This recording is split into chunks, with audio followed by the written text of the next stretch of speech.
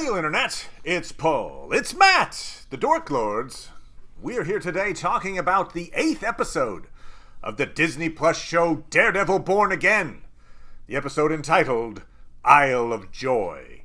I assume the title is reference to a lyric from the 1925 song Manhattan by Rodgers and Hart. The lyric is, "We'll turn Manhattan into an Isle of Joy." Interesting. So maybe that song was playing at the gala? I'm not sure. I'm pretty sure it was. Okay. I was hoping we built this city. Damn it. That was a great callback. I did not hear it, so unfortunately. Okay, anyway, we open with Bullseye, who was, remember, a former FBI agent, still with his hands bound, being led into Gen Pop, assumedly with a bunch of prisoners looking for revenge. We find out later that was on Fisk's orders. We end with Bullseye, now freshly escaped from prison, intending to assassinate Fisk at his own gala. Not sure why he needs a scope, because he's Bullseye, but sure, okay, he's got a scope just to make sure. He fires, but Matt heroically leaps in front of the bullet, saving Fisk's life, paying off Bullseye's earlier quote, "Good guys defend their worst enemies."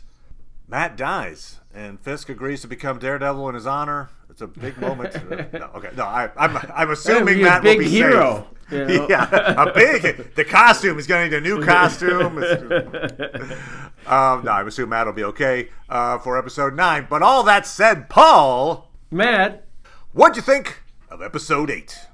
Yeah, they're ratcheting things up. It's the penultimate episode. I guess, it worked for me for the most part.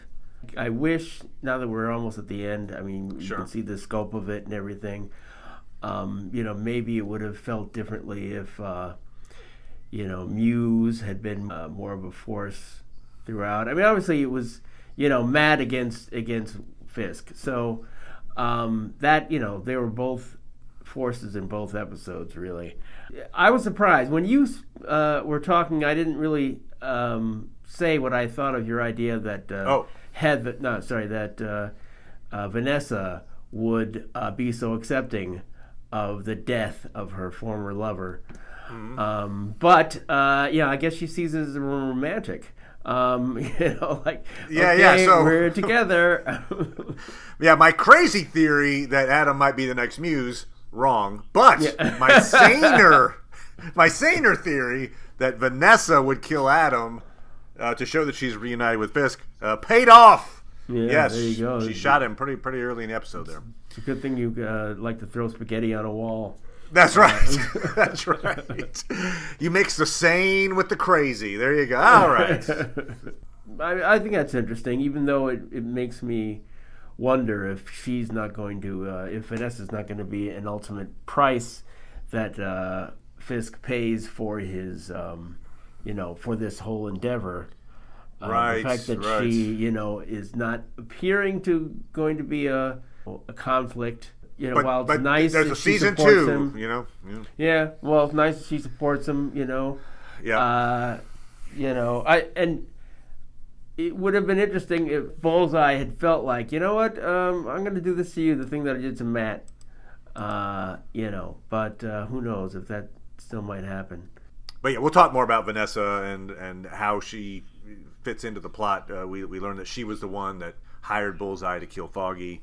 Yes. So on. During the bit where Vanessa is shooting Adam, we also cut to Heather and Matt having it out, basically, where Heather sees Muse and Daredevil as basically peas in a masked vigilante pod. Yeah. When she wanted to interview Daredevil, she didn't seem to be as, dismissive of him as she is now.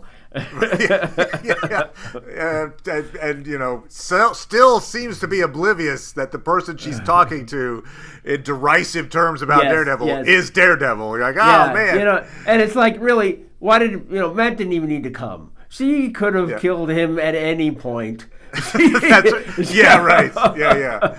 But yeah, just to hear Matt trying to defend Daredevil without saying he's Daredevil. Look, I think he's got some good ideas. What do you mean he's the same? I mean, as far as I know, I can probably, his motivations seem to be pretty good as far as he's kind of dashing, I think. And, Jeez. Why? Really cutting him to the quick. And she appears to be seemingly fooled by Fisk's facade as well. Matt figures out that she is a therapist for Fisk, even though she's like, I can't talk about that. But, oh, really? Right. That means you're... Okay, it means you are. Great. And they seem like a pretty dysfunctional couple right now. Like, they could use a therapist. Yes, that's true. Yeah. It's amazing that that Heather did not put her foot down at any point and be like, you know what? This is not acceptable behavior. Right. I mean, he ghosts her for this gala. So she's invited. He's like, I ain't going. And then he doesn't say he's not. He just basically doesn't say anything. So she's like, I don't know if he's here or not. I guess he's not here. And then when it suits him, because he's like, oh, I want to be in the same room with Fisk now that I know that at that moment he thinks Fisk hired Bullseye to kill Foggy. Right. So he shows up unannounced. Like, hey, I'm late, but I'm here, and I didn't say anything, but here I am. And then when she's saying, like, look, you never listen to me. You're distant. I don't know who you are anymore. What? I'm sorry, what? What were you saying? Yeah. He just completely tunes her out to her face for, I mean, I don't know if it's several minutes, but it's minutes while he's eavesdropping. They eventually had to cut away. Because exactly. Just like make it look like Heather is just this incredible doormat. And there's this assumption when they cut away that Matt is still listening to that conversation. It's Fisk is shaking down all of the rich people at the party. Hey, I can. Oh, you're the swordsman. If you don't pay me, I'll out you. So, so it's Matt's like, what? I never listen. That's crazy. Anyway, shh, for a second here. I can't explain why I'm not listening to you, but just trust me. It's good reasoning. Did I mention I'm Daredevil? Anyway, so yeah, their relationship seems. I might say it's unfixable. Now he's been shot. She's sitting over. Maybe she's like, oh, we can make it work through your convalescence. But boy, they seem like they're not really fit for each other. So yes, Matt at the party figures out that it was Vanessa that hired Bullseye to kill Foggy. And it seems like it's because Foggy was close to winning a case that I think would implicate Fisk's organization somehow, like in a murder maybe. And so since Vanessa was running the gang while Fisk was away, she was the one at the time who was like, okay, I'll hire Bullseye to bump off Foggy. So it wasn't a Bullseye trying to get revenge on Matt by killing his friend. It was Foggy was the target. That said, I'll mention this again because I talked about it last episode, but there are even more rumors that I really hope aren't true for plot reasons. I mean, I think it would undermine the entire season, but also, admittedly, because I hate the character, there is this persistent rumor that somehow Foggy is still alive. And in fact, there's a rumor we may get a cameo showing that he's alive in the finale. I feel like I will severely downgrade this show if that happens. What I'm hoping is that the people pushing that rumor are relying on a comic book storyline in which Foggy did fake his death. I think that is a thing from the comics. It's be like, oh, look. Anyway, so please, have his death have meaning. I'll put it that way. I mean, I think it would really cheapen the character. I mean, you owe it to Foggy. It's something that is probably meaning in my own life. Foggy's death. Exactly. If you take that meaning away from me, right? Just like Matt's, the other Matts. It's the two Matts. I will say that then our retired detective Cherry. Yes. Is kind of doing his best Foggy impression of like, look, man, Daredevil's bad, man. You don't be Daredevil. Don't do it. There's a lot of reasons to, and I can enumerate several, but don't do it. Okay, thanks, Cherry. I appreciate things. Okay, good. Maybe that's what'll happen. Maybe Cherry will take off his mask and reveal that it's really, I'll accept it Foggy. if that's the case. If they do that, I'm in. I'm in. And then you like pray like, oh, he takes off the mask, shows that he's foggy, and then he gets shot. And then he gets shot. Yay! And Oh, you're like, oh, because he was in excellent. hiding the whole time. Because he was like yeah. worried he was going to get shot for real. Yeah, and then he'd be like Daredevil's Kenny, where he just keeps showing up as other people and then getting shot. I mean, if he faked his death in this show, I mean, one of the big key points to like, oh, he's really dead, is that Matt hears his heartbeat stop. And so, like, he would have been like, okay, in order to fake my death, I know that Daredevil's going to be hearing my heartbeat. So what I'll need to do is take some kind of medication that will stop my heart long enough for me to fake my death and be carried off into an ambulance, and then somewhere down the road I could be brought, but I got to be way out of earshot of Daredevil. I don't know. That's like, okay. All right. Yeah, maybe Matt should have been suspicious when a number of cops were going la la la la la la la la la. You know, Yeah. A big marching band comes by. Yeah. Boom, boom, boom, boom, boom. It's like, why are the paramedics singing? So we'll see. We'll just see how that pans out. But I'm still clinging to the hope that, bygones be bygones. Clinging to the hope that he's dead. Please, He's dead. God. Please be dead. I don't believe in you, God, but if you make this happen for me, That's right. I'll believe in you until I die. A couple of metaphors we saw in this. We had the black and white gala. I think metaphor for heroes and villains. Sure. Perhaps. We had I like this duality, which I think was intentional. We have when they're down in the terror dungeon with Adam. We see again that painting, Rabbit in a Snowstorm with the blood stain on it, and that seems to be echoed in the last shot when Fisk, all dressed in white, has Matt's blood on his white suit. So I think there was a little bit of a little Sure. duality there. I also like that we had a scene that shows that Matt's crisis of conscience is like working not just in his Daredevil routine but in his law practice, right? Where so he goes and it insults one of their clients to his face. As like, look, you're not worth defending. Oh, right. You're a bad person. I don't, and Kirsten reminds him, look, we owe our client a defense, and he essentially tells her that guy's not worth defending. And then we flash forward to this decision to defend Fisk. I think he's basically re-embracing that code, which makes him a defense attorney. Sure. So it's, some ways both sides of his personality agreeing. Yeah, I don't know. He definitely was on edge through this whole episode, really.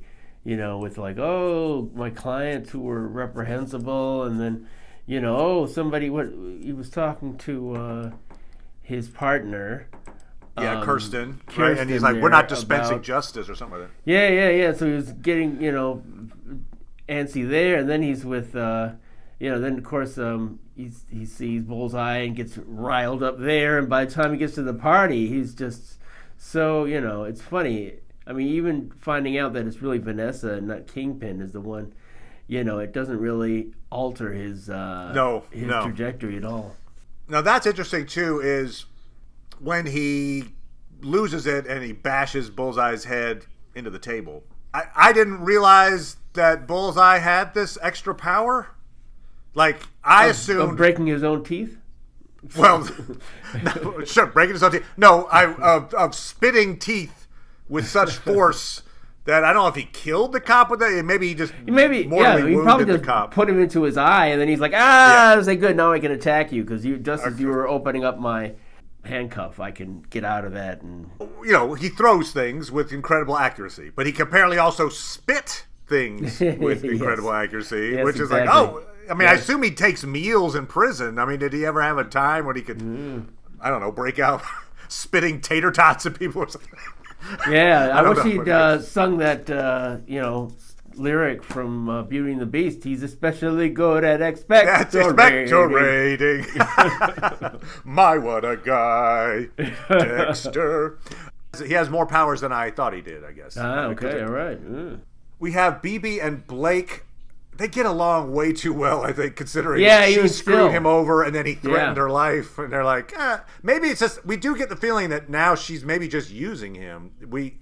She's pretty clear now. Okay, she knows that Fisk killed her uncle. Yeah. So maybe it's just that she's mingling, trying to, pretending what she needs to pretend in order to give the info, maybe. The police commissioner tells her that he's got the dirty details on the members of the anti-vigilante task force. Yeah. And she's like, I'll publish them under a different name if you give me the records. I would say this. I'll make this prediction on the finale. Okay. Police commissioner, because also police commissioner had the moment where he witnesses the task force, stick a guy's hand into hot grease. Right. And he's like, hey, you assault. And the guy's like, oh, yeah? What are you going to do about it? So I feel like the police commissioner is going to buy it. I think police commissioner's dead. Oh, interesting. But BB will realize they'll save the records that he had and publish them, and so his death won't have complete purposelessness. That's what I'm going with. Interesting that you just think it's perhaps too cruel to kill both Ulriches. Yes, I do. So the guy dying will be the police commissioner, and she'll discredit Fisk with this info, I guess. Her friend? Do you think he'll make Blake? it out? Blake, yeah. I mean, I did mention that I thought he might have a similar trajectory to Vic from the Penguin. Oh, right. Yeah, you did. Right. Now, so you still feel that way? I do, although that could be a season 2 arc. Like, he just got promoted. I feel like, in other words, I feel like his trajectory's still going up. And I think we're going to need it to go down. It could just go down rapidly where he just falls off a roof. But I think he'll still be around until somewhere in season 2. I think he crosses some kind of line. Maybe he has a crisis of conscience at some point where he's like, wow, the things I had to do for this are too much. And BB was right. I don't know if she ever said anything to him, but whatever. So I think for now he'll be safe for the next episode, but season 2, I would almost be willing to put a circus peanut on old Blake. Wow! Whoa! That's strong talk. That's strong talk. Just one though. So okay. Just one. Just one. 2 circus peanuts. Come on. What am I trying to kill myself? So we will be back talking about the season 1 finale of Daredevil Born Again.